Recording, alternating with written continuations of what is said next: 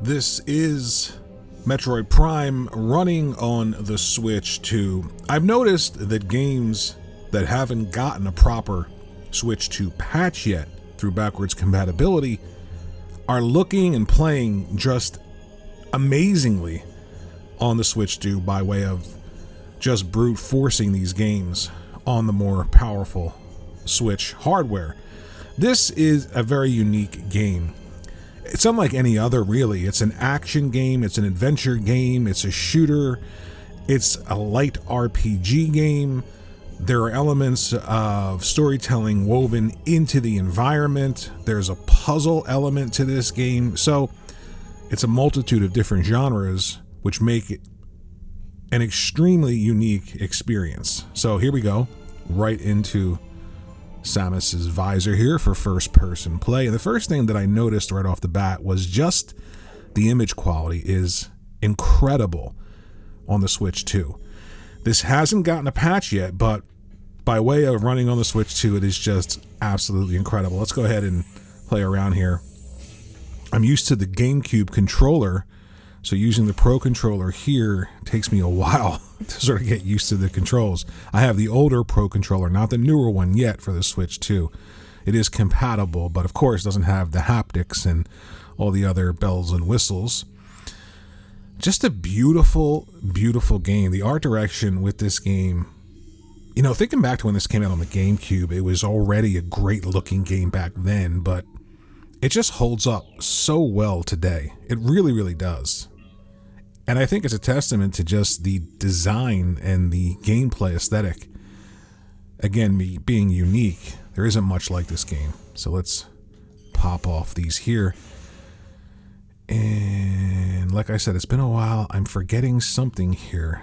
I love this scanning ability. I know a lot of people didn't like this, but in order to get information, in order to find secrets, in order to uncover more of the story, it is essential to use the scanner.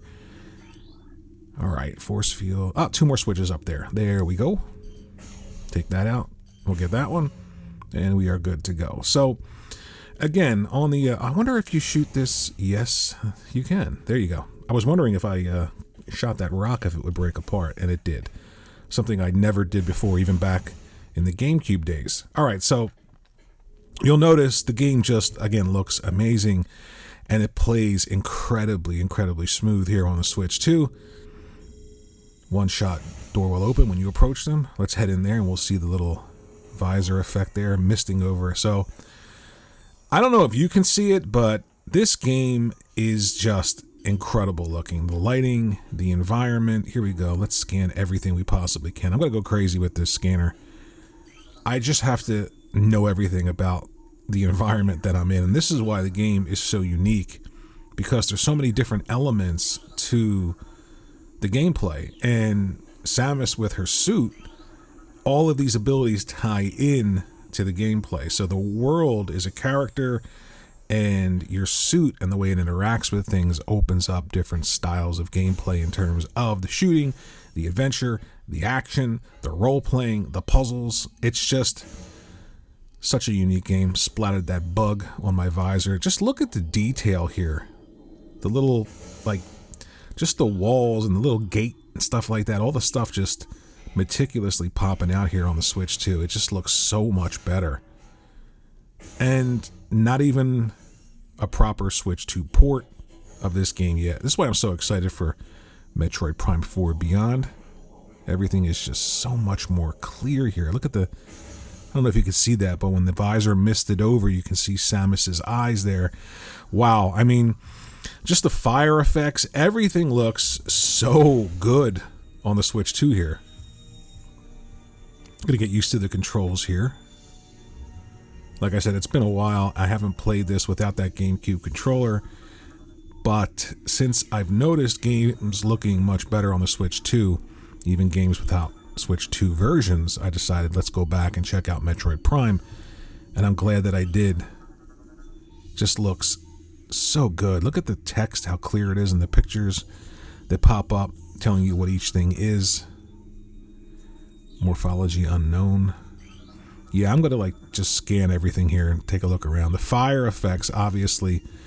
And again, I'm not Digital Foundry, but you know, back in the day, the fire effects were a little wobbly because they operated at a different frame rate than they did, than the actual Samus did.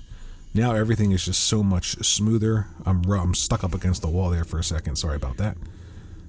This guy's over the railing here. Looks like somebody knocked him out. Let's check that out. Again, elements of this game are, I guess you could say, a little bit slower.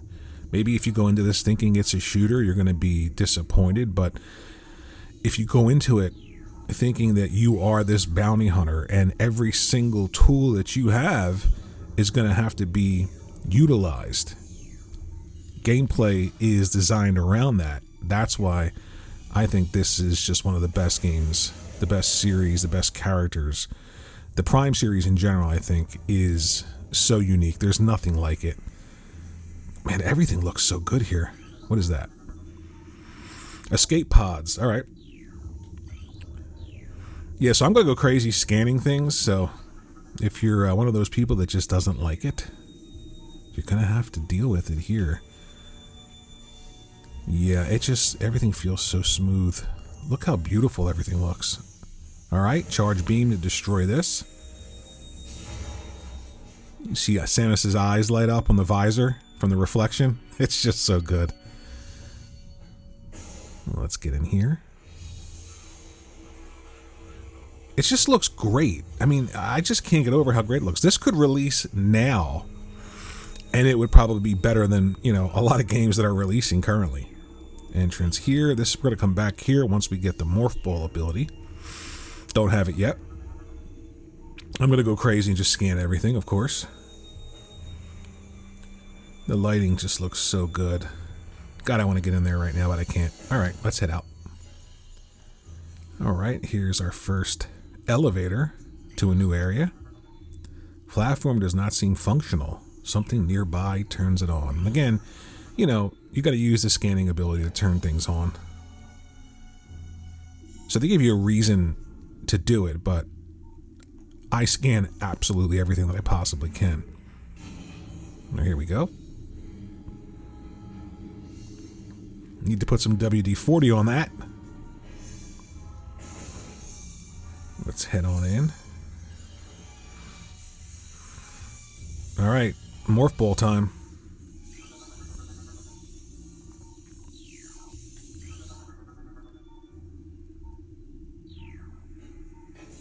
See, I'm going to go crazy and just look for things to scan. All right, let's get out of here and go into Morph Ball. Fun fact, that glow in the middle of the Morph Ball is Samus in like a, I think Star Trek when they're beaming people up in that state. And the Morph Ball just, the suit squashes around her in that state. In case you were wondering how this worked.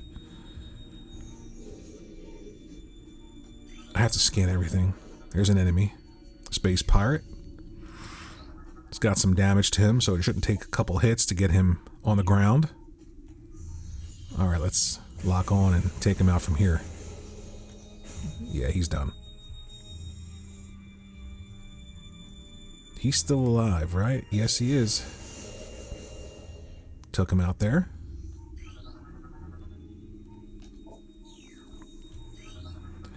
If you were wondering if there's a patch coming for this game, I don't think that there is.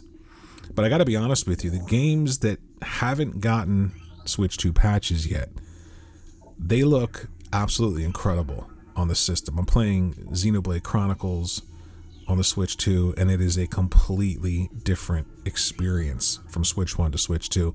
With this one, I will say that you're going to notice immediately, just graphically, how much better this game looks, and they didn't change anything, so it's great being able to appreciate what they did way back then and just get blown away by it, because like I said, if this released today, I feel like it would be like, you know, a 9 out of 10 type of a game with the gameplay elements, with the story, with the character, all that stuff. But looking at it now, I mean, just look how incredible this looks.